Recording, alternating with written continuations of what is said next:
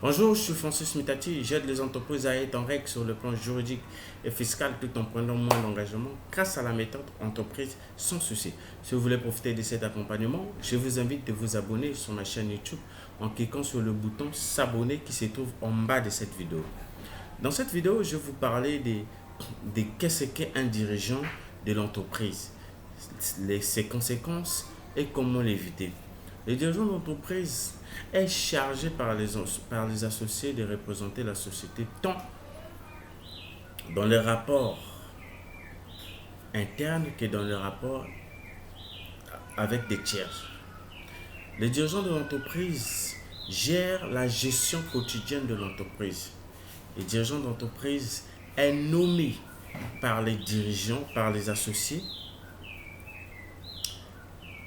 Il n'y a pas de société sans dirigeant d'entreprise. C'est comme il n'y a pas un État sans le pouvoir exécutif. Toute société doit nommer un dirigeant. Nous avons par exemple, c'est-à-dire que le dirigeant est nommé et révoqué par les associés. Le dirigeant peut être nommé au sein des statuts ou par un acte séparé et annexé au statut. Il regorge un mandat social et c'est la forme sociale du choix de l'entreprise qui déterminera le titre des dirigeants d'entreprise. Par exemple, en matière de dirigeants d'entreprise ou bien en matière des conséquences du dirigeant d'entreprise, le droit congolais n'a pas prévu des dispositions qui permettent aux dirigeants d'entreprise d'assurer le bon fonctionnement de l'entreprise. En ce moment, la solution, c'est de se référer dans le code OHADA, dans son article,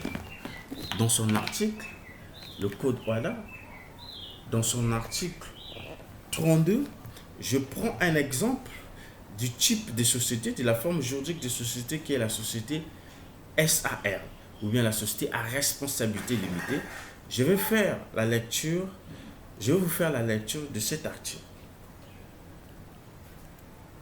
La société à responsabilité limitée est gérée par une ou plusieurs personnes physiques, associées ou non. Elles sont nommées par les associés dans le statut ou dans un acte postérieur.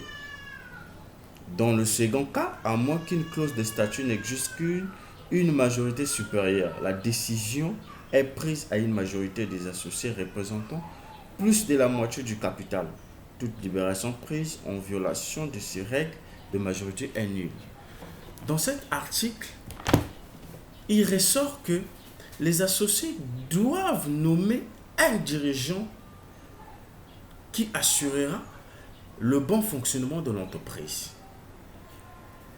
Cela dit, voici les conséquences qui encourent les sociétés sans dirigeants.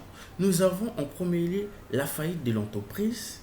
Nous avons en deuxième lieu la mauvaise gestion de l'entreprise.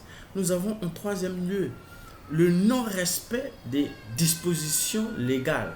Et nous avons enfin, au dernier lieu, nous avons le non-respect des règles, c'est-à-dire des règles d'hygiène des employés.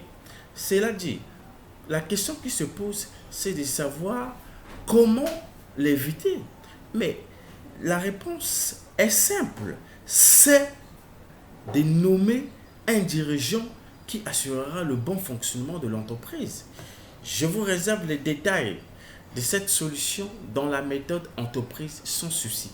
Si vous voulez savoir plus, posez-moi des questions dans la description de cette vidéo ou soit m'appeler par téléphone ou soit par mail.